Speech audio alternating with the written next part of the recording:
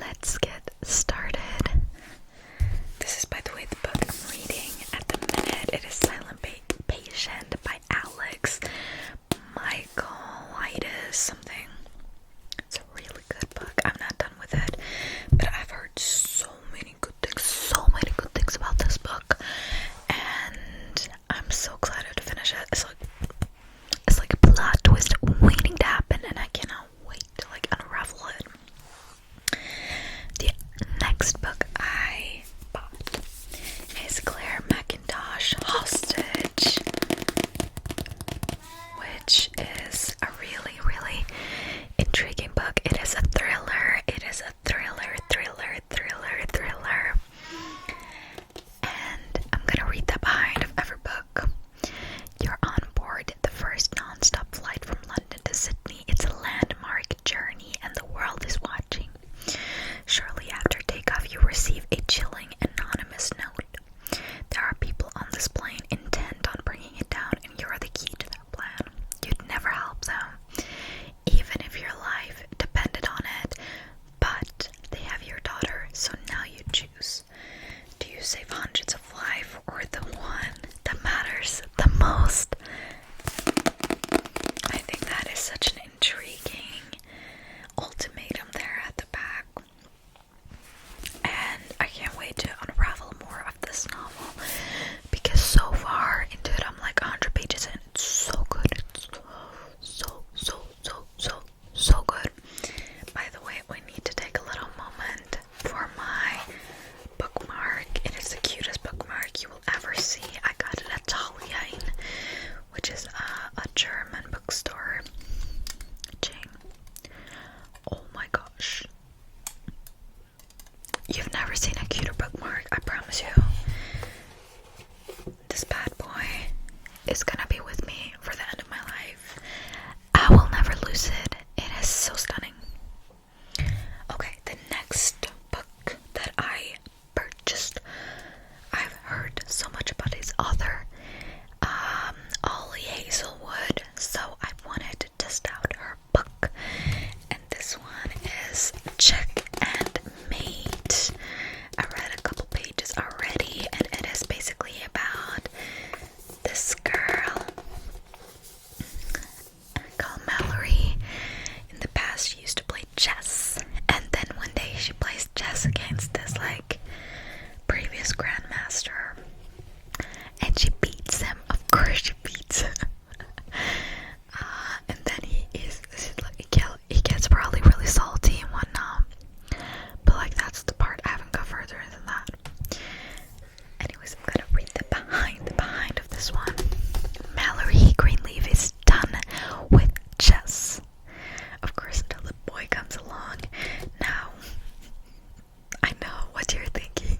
These romances, novels are for sure corny. I'm not gonna deny it, but it's a guilty pleasure. They're enjoyable. They're easy to read. What can I say? I enjoy them. But yeah, I do get that some aspects of these novels are corny, and yeah, whatever other judgments you have about reading romance, I hear you, I acknowledge it, I understand it to some extent, but I will still always love my romance novels.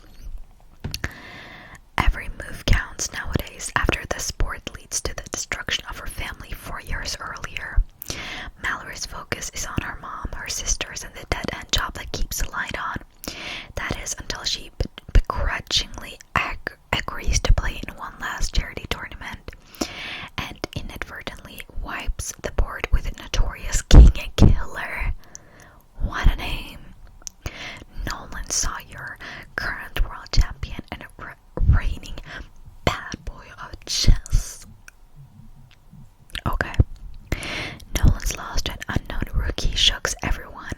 What's even more confusing is his desire to cross pawns again. What kind of gambit is Nolan playing? The smart move would be to walk away, resign, game over.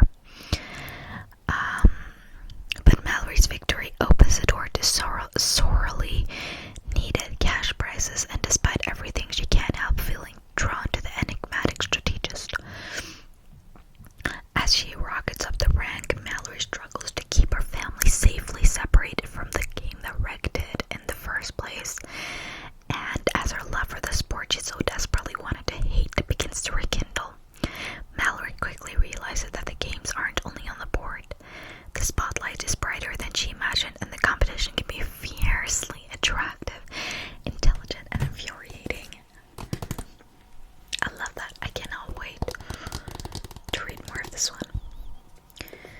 I'm also reading 3 books at the same time. I usually don't enjoy that, but right now it just happened because I was intrigued about all these books.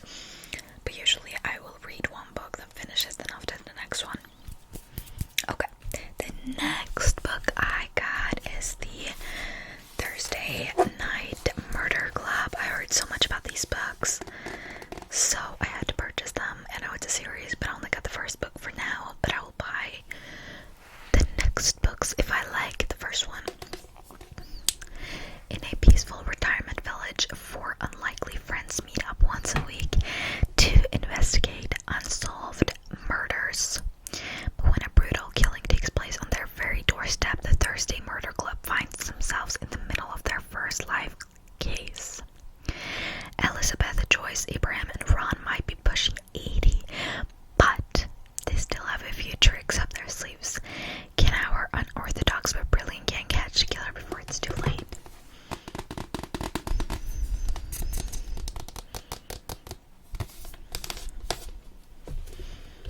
That is that. The next book I got is Everything I Know About Love. Now, this book, I know it has great reviews, but the reason that I ended up buying it was one day I was on the metro and I see this girl reading this exact novel, and she looks like she's enjoying herself so much. Like she's like smiling and like nodding, like kind of like agreeing to what the author is saying, and I was kind of sold on that. That was what I ended up getting this book. That this one doesn't really have a behind, but yeah. She also had, I saw that she has a new book out, which was something, Everything I Know About Life. So if I like this one, we'll definitely repurchase. It's by Dolly something, right? Who's it by? Oh, I'm not sure. It doesn't. Oh, I'm confused. It said at the last piece. Dolly Alderton. Dolly Alderton. Alright. Let's move on. The next book. Better Than the Movies. I saw Haley Pham, which is a book YouTuber, recommend this one.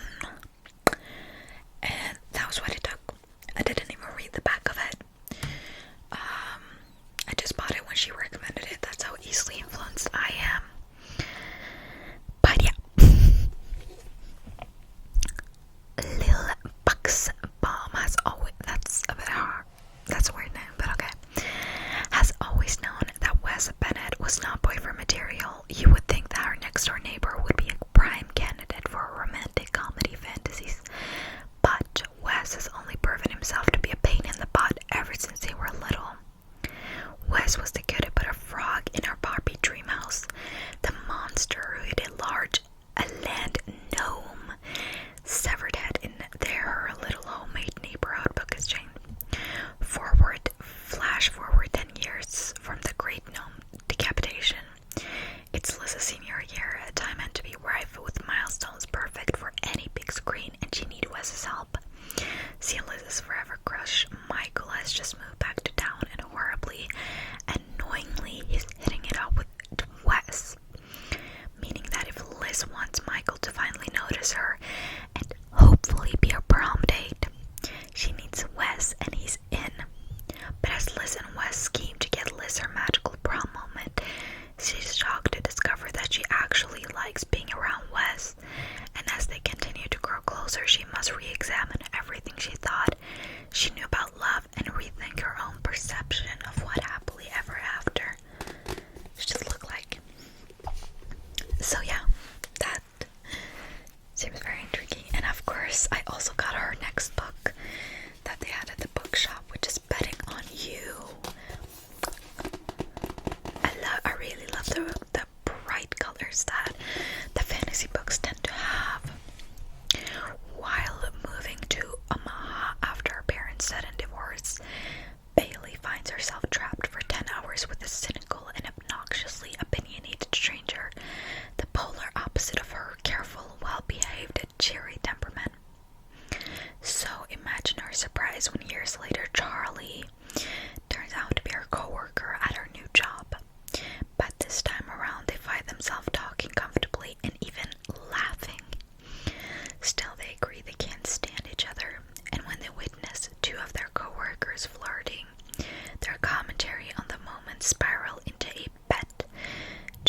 convinces that members of the opposite can't be just friend, and Bailey is determined to prove him wrong. Which, by the way, cross-gender relationships, friendships, what's the issue? Amidst all their bickering and playful banter, Charlie works to deflect the feelings he's developed for Bailey. He is terrified to lose her if this crush becomes known, and what does now help his agenda is Bailey and Charlie fake dating in order to disrupt the annoying pleasantries between Bailey's mom and her mom's new boyfriend. Soon what Charlie was hoping to avoid becomes a reality as Bailey starts to see him as not only a friend but someone who makes her hand shake and heart race. But Charlie has a secret that involves Bailey and another bet Charlie may have made. Can the two make a real go of things, or has Charlie's secret doomed them before they can even start? I love that. And she also has another book, which I didn't know, so I'll have to get that one as well. Next up is Carrie Soto is Back by Taylor Jenkins Reid. I've read previously from Taylor. I've read Malibu, what's it called again? Malibu Rising. And no, it's just Malibu Rising. No. I read, oh my gosh, what is it called? The band, like the group band with Daisy. I forgot the name of it, but it's really good.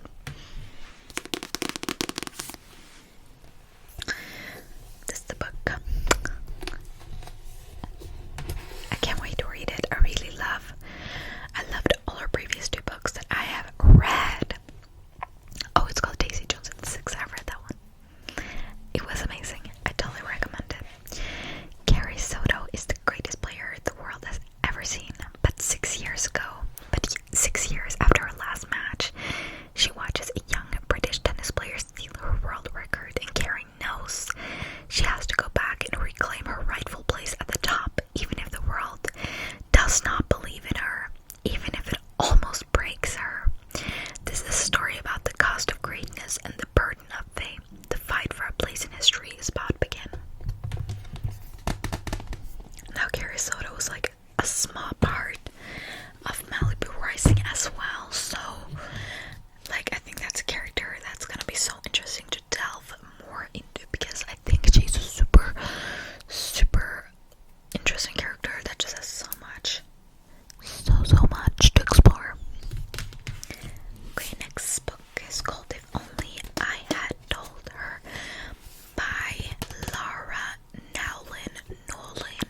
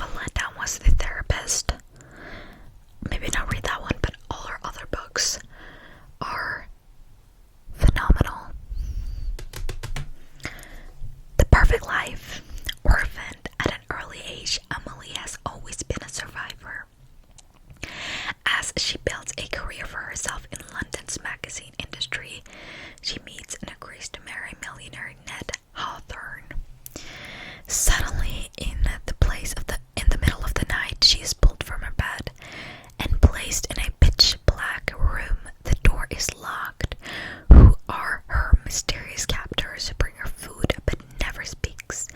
And why does she soon feel safer here than she had begun to feel with her husband, Ned? In true B.A. Paris style, The Prisoner is a gripping survival story, a twisted tale of love, and its dark heart, a thriller to keep you up all night. So yeah, truly can't wait to embark into this book. I absolutely adore thrillers, or like a crime novel. And I also picked up Alex's other book, The Maidens, which is fine, by the way, the last one. You are invited to join the Maidens. The Maidens are Cambridge University's most exclusive society, whose members are selected by the charismatic professor of Greek tragedy, Edward Fosca, a secretive set of the brightest, most captivating students. When one of the Maidens is murdered, grieving young therapist Mariana Andros is drawn back to the idyllic campus where she was once herself a student. The group from which each victim will be chosen because beneath the university's ancient traditions and beauty is a web of secrets, jealousy, and lies. And when the killer threatens the person she loves most, Mariana will give anything to save them, even her own life. I can't wait. I'm also gonna order or buy all the other books he has released. I'm not sure if he has any other ones. I think he did because I did search up like an hour ago. But yeah, I'm super excited to read all these books. I'm not sure how long it's gonna take me to read everything, possibly like 2 months probably. I'm actually not that, I don't read that fast, unless it's like really like captivating. Like if it's a thriller, I can read it really fast, and if it's a romance, I can either read it really fast, really slow, or like medium, somewhere in between, because if I'm not swept up in it, I'm not gonna be reading it that fast. You get what I'm saying? Anyway, thank you guys so much for watching this. If you have book recommendations, authors, whatever,